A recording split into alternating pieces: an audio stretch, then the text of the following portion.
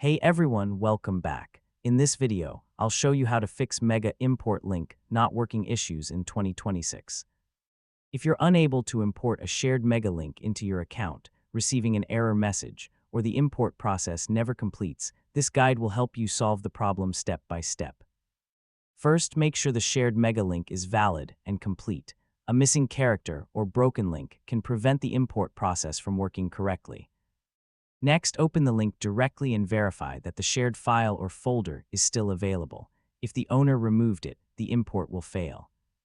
Now sign in to the correct Mega account before attempting to import the link. Importing requires access to an active account. Next, check your available storage space. If your account storage is full, Mega may be unable to import additional files or folders. If you're using the web version, clear your browser cache and cookies. Corrupted browser data can sometimes interfere with link imports.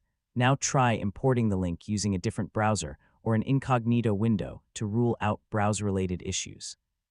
Next, temporarily disable VPN services, proxy settings, or browser extensions that may interrupt communication with Mega servers. Make sure your internet connection is stable and remains connected throughout the import process. Now refresh the page, reopen the link, and try the import again.